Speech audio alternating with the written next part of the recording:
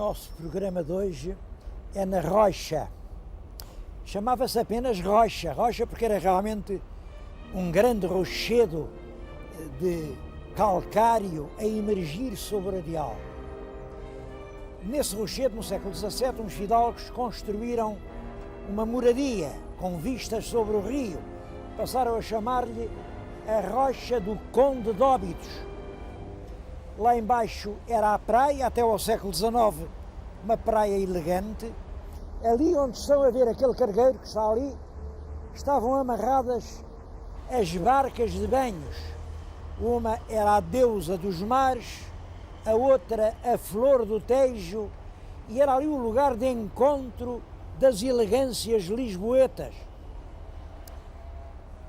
Desde 1919, este palácio é a sede da Cruz Vermelha Portuguesa.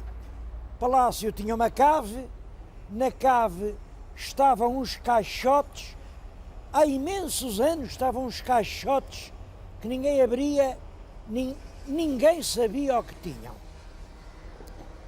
No ano passado abriram os caixotes e vejam o que foi aparecer.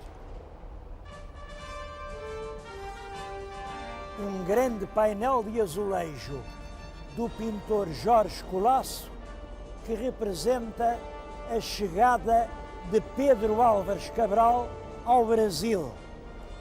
Vêem os navios ancorados ao longe, o descobridor toma lugar num batel que o leva à terra, o batel chega e é curioso, tem já aqui uma passarela alcatifada para desembarcar, vem rodeada por uma série de guerreiros com os seus elmos, as suas lanças aguçadas, e assim teriam chegado os portugueses ao Brasil. Este painel põe um problema curioso. Porque é que estava aqui dentro dos caixotes? Bom, diz-se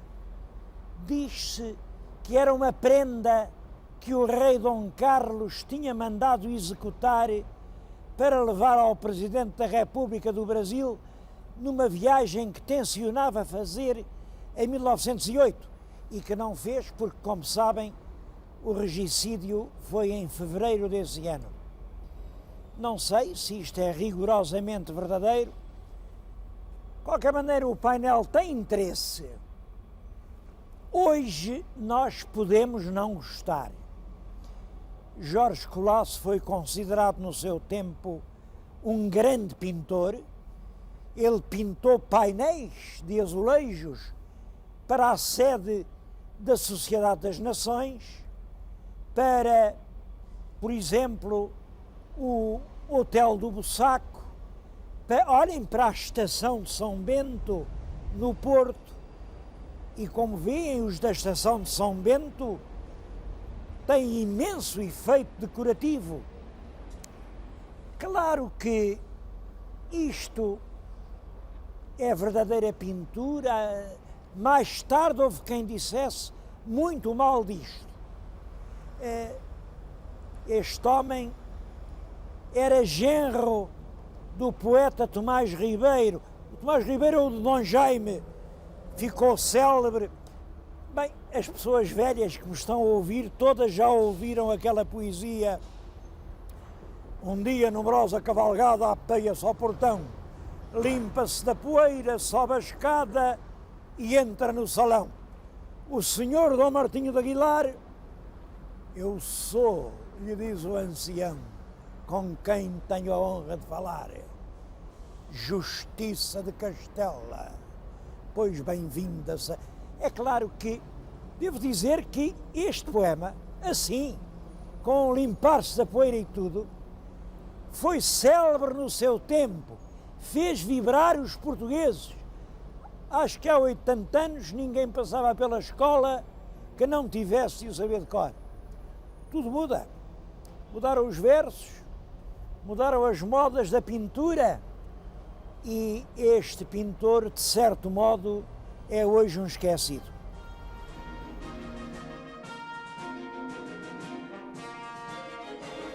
Bom, esta era a imagem que um pintor romântico tinha da chegada dos portugueses ao Brasil. Como sempre acontece, quando comparamos as imagens românticas com a realidade, ficamos um pouco surpreendidos. A realidade era completamente diferente. Vejam, nos azulejos, a Armada de Cabral são 2 navios fundeados ao longe. Temos uma imagem verdadeira. Existe na Biblioteca da Academia das Ciências o livro das armadas, que tem desenhadas as armadas que foram para a Índia. A Armada de Cabral é esta. É uma folha trágica. Não eram 2, eram 13 navios, e vemos todos esses navios, à exceção de 3, destruídos ou afundados. Isto é que é a verdade. Realmente, dessa armada houve poucos sobreviventes. Eu gostaria que lessem aqui, nesta que está ao meio, o que diz é que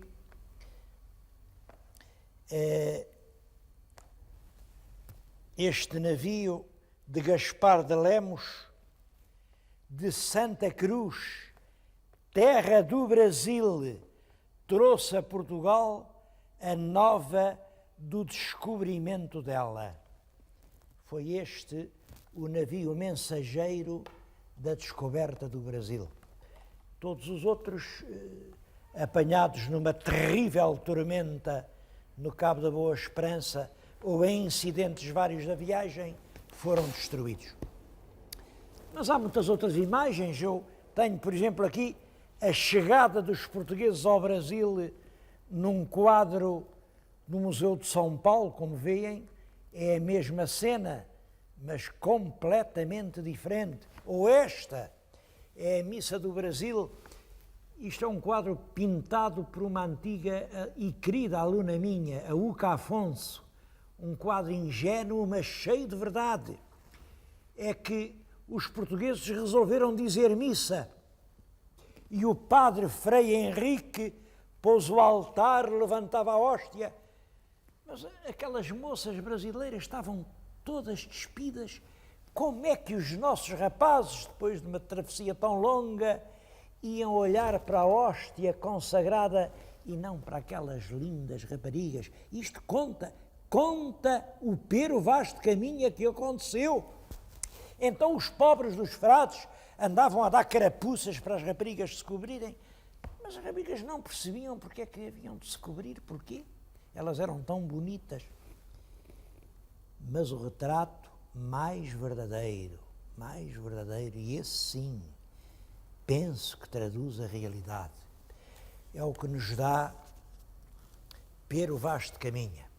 Isto é a reprodução de uma carta que Pero Vaz de Caminha, um dos homens que iam na armada, escreveu a El Rei de Portugal. Penso que ele se sentou na coberta no navio e longamente, episódio a episódio, ia descrevendo tudo quanto via. É uma longa carta que nos diz de que maneira os portugueses se encontraram com os selvícolas brasileiros na terra do Brasil. O primeiro a atravessar o ribeiro e a entrar na terra continental foi Diogo Dias. Era um jovem bem disposto e alegre almoxarife de Sacavém. E as únicas armas que levou não foi como veem no azulejo. No azulejo estão a ver espadas, lanças, alabardas acutilantes. Não foi nada disso. Foi apenas um gaiteiro de Entredoriminho que levava uma gaita de foles. O Diogo Dias ia naturalmente cheio de medo, porque aquelas centenas de nativos tinham arcos de setas afiadas, tinham lanças, paus a pique, e exatamente por isso o capitão da armada, Pedro Álvares Cabral, que tinha armas de fogo a bordo, só permitiu que aquele seu enviado levasse como arma um instrumento musical. E o gaiteiro ia tocando, os nativos não conheciam aquele instrumento, mas aquelas notas de música deram as mãos, começaram bailando. O Diogo Dias percebeu, teve uma intuição genial e foi aos índios, o que tinha uma carapuça de penas maiores e mais multicores, tomou-o pelas mãos e começou a bailar. E foi assim, num grande bailado sobre as copas floridas das árvores, que se encontraram na terra do Brasil, portugueses e brasileiros. Eu penso que isso é uma lição surpreendente na história das relações entre os povos do mundo. Uma rude nação de soldados e um país de povos que então ainda estavam nas trevas do Neolítico encontraram-se ao som de música entre abraços, dançando. Eu acho que é uma bela lição de respeito pelos direitos humanos. E uma bela lição é também este outro facto de que lhes vou falar e que está completamente esquecido. Foi no ano de 1894, há, portanto, exatamente 100 anos. Houve no Brasil, o Brasil já era república, mas houve nesse ano uma grande revolta militar da esquadra e dos quartéis de marinheiros na Guanabara. O governo conseguiu dominar a revolta cruelmente e, provavelmente, os revoltosos iam sofrer todos a pena de morte. Pelo menos eles julgaram isso e fugiram. Fugiram para onde? Fugiram todos para uma corveta portuguesa, a corveta Mindelo, que estava ancorada no meio da baía. O que eu tenho comigo é um jornal brasileiro desse tempo, o Dom Quixote. Temos aqui uma bela gravura que representa a revolta e a crueldade com que foi subjugada, e temos aqui os revoltosos já vencidos a procurarem no navio português a salvação. Em cima está o retrato do comandante do navio português. Era o capitão de fragata Augusto Castilho. Calculem, era uma corveta pequena, velha, a Mindelo. E agora imaginem o que é um navio zeco com 700 fugitivos a entrar lá dentro. O navio não podia com a carga. Pior, o governo brasileiro deu ordem: larguem essa gente toda para ser punida ou então metemos-los no fundo. Pior, de Lisboa foi ordem do Ministério: não queremos sarilhos, larguem essa gente, põe tudo em terra. E o comandante Castilho disse: isso é contra a honra de um marinheiro. Procuraram a proteção de Portugal, terão a proteção de Portugal. E arriscou-se, sob a ameaça do bombardeamento iminente, sob a ameaça do afundamento com aquela carga terrível, a fazer-se ao mar, sair da Bahia, dirigiu-se a Montevidéu. É claro que aqui disseram: desobediente, então esse oficial não percebe, ordem, está preso, volta a Portugal. Meteram-no ali, teve 3 meses ali em Alcântara, no quartel de marinheiros, foi julgado e absolvido, porque o júri entendeu a questão homem de honra. A revista que tenho comigo tem o retrato dele e tem um pequeno artigo. E um artigo, a mim emociona-me ver os brasileiros falar assim de nós. Um artigo que diz: o capitão português veio lembrar ao Brasil que quando há corações grandes, não há navios pequenos. É outra grande lição de respeito pelos direitos humanos. O incidente provocou um corte de relações entre Portugal e o Brasil. Bom, mas tudo acabou em bem. Estou a mostrar-lhes, no mesmo jornal brasileiro, no ano seguinte, uma imagem que nunca foi reproduzida em Portugal. Está o rei Dom Carlos, ainda jovem, a apertar a mão do presidente do Brasil, o presidente Prudente de Moraes. Entre os dois está a rainha Vitória, de Inglaterra, que foi quem conseguiu fazer as pazes entre os irmãos descontentes. E atrás de Dom Carlos está o ministro plenipotenciário de Portugal. Era o poeta Tomás Ribeiro. Devo-lhes dizer que Tomás Ribeiro era pai da poetisa Branca de Gonta Colasso, casada com o autor daqueles azulejos que acabamos de ver. Penso, aliás, que foi exatamente neste incidente que nasceu a inspiração para pintar aquela chegada dos portugueses ao Brasil.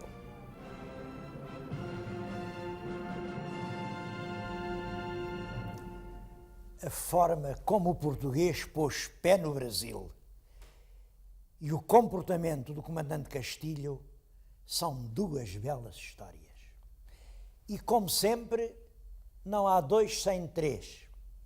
A terceira é a deste lugar em que nos encontramos. Palácio dos Condes de Óbidos é hoje a sede da Cruz Vermelha Portuguesa e a Cruz Vermelha é a terceira história de que lhes queria falar. A história da Cruz Vermelha está ligada a um homem, um suíço, chamado Henri Dunant. É uma história curiosa. Era um homem com muitas ideias, esteve na Argélia, fez lá uns moinhos, viu aqueles grandes campos, aí começou a pensar, estes campos enormes podiam matar a fome em toda a França. Era só preciso fazer canais, regá-los, arranjar adubos, semeá-los, arranjar sementes, arranjar maquinismos. Bastava isso e punha-se a Argélia a dar pão para toda a França. Bem, bastava esse pormenor, que era irrigar aquilo tudo. Mas que diabo, ele pôs-se a caminho, foi ter com o imperador dos franceses para pedir meios para pôr a Argélia a dar pão. Só que o imperador não estava lá, andava na guerra. E ele foi à guerra, foi até lá ao sítio. E disseram, não, o imperador já saiu, estava na Itália, no norte da Itália, deve estar agora em Solferino. Solferino é o lugar de uma batalha célebre. Essa batalha inscreve-se no quadro das guerras italianas, cerca de 1800, isto foi exatamente em 59, 1859. Há no norte da Itália uma guerra entre, por um lado, o Piemonte, apoiado pelo imperador dos franceses. Por outro lado, estas regiões, que são a Venécia e a Lombardia, apoiadas pelo imperador da Áustria. Porque nesta altura todo este norte da Itália faz parte do Império Austríaco. São os dois imperadores, o da França e o da Áustria, que à frente de gigantescos exércitos se encontram junto da pequena aldeia de Solferino. Exércitos enormes, como eu disse, pensa-se que de cada lado havia perto de 200 mil homens. Faltavam, eram grandes generais. Cada um deles pensava que tinha tanta gente que podia esmagar o outro, reduzi-lo a nada. E estiveram o dia inteiro, desde nascer ao pôr do sol, um exército em frente do outro a querer chaciná-lo. À noite estavam ambos exaustos e vencidos. Os austríacos foram-se embora, os franceses ficaram lá e entenderam que ganharam, mas ninguém ganhou. Foi um açougue para nada. E foi no dia seguinte que lá chegou o tal suíço que ia à procura do imperador dos franceses. E o que ele viu foi uma espécie de grande morgue a céu aberto. Havia milhares e milhares de cadáveres no chão.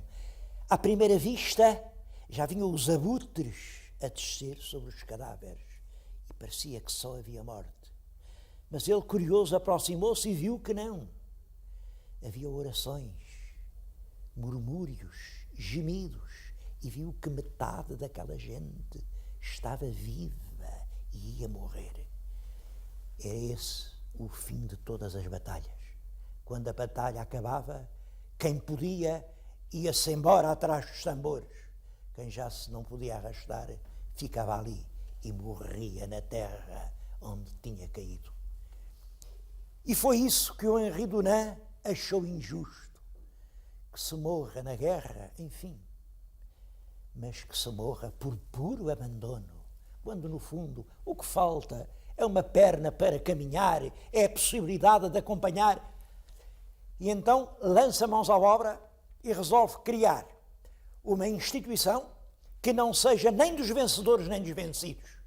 Um exército para ir à guerra, mas que não seja por ninguém, que vai cuidar dos feridos, que vai salvar os que sofrem, que apareça em cada momento onde haja sofrimento e dor. Ele dedica a essa vida todo o seu tempo, abandona os seus próprios negócios e isso tem um epílogo impressionante.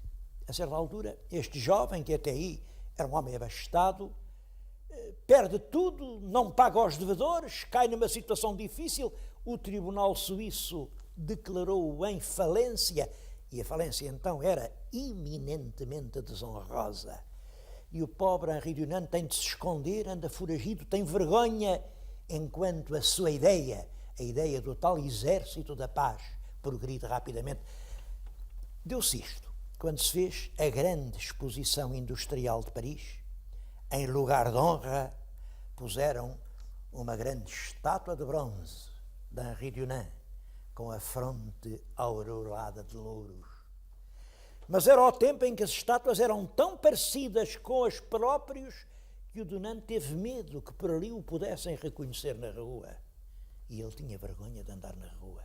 E foi pedir, meteu amigos para os comissários da exposição: vocês fazem favor, tirem-me dali que eu tenho vergonha de estar lá, podem conhecer-me, eu estou falido. E assim foi. Tiraram-lhe o retrato. Como era preciso pôr outro bronze, foram à procura, a achar também um homem assim importante, também digno de figurar ali. Imaginem, encontraram o nome de um grande industrial do aço, chamado Krupp. Era o homem que tinha inventado o maior canhão do mundo. E em vez do homem da Cruz Vermelha, quem ficou a presidir a exposição foi o homem do maior canhão do mundo. Tudo isto hoje nos faz impressão. A verdade é que o grande sonhador da Batalha de Solferino viveu bastante para ver que o futuro era dele, não era do homem dos canhões. Em 1901 foi-lhe atribuído o Prémio Nobel. A ideia da Cruz Vermelha progrediu rapidamente no mundo. Portugal está entre os primeiros signatários da Cruz Vermelha. E a Cruz Vermelha representou, sem dúvida, um passo na Batalha da Paz. Um passo apenas, visto que ainda há guerras, visto que a cobiça, a sôfrega ambição, a fúria de ganhar, a necessidade de vender os armamentos, ainda continuam por esse mundo a atiçar os povos uns contra os outros. E muita gente pensa que isto, de como eu estar aqui a pensar num tempo em que todo o mundo possa viver em paz, é apenas um sonho romântico. Muita gente o pensa. É por isso que eu estou aqui a evocar com esta comoção a memória de Henri Dunant, um homem que soube pensar alto e um homem cujo exemplo nos diz que vale a pena sonhar.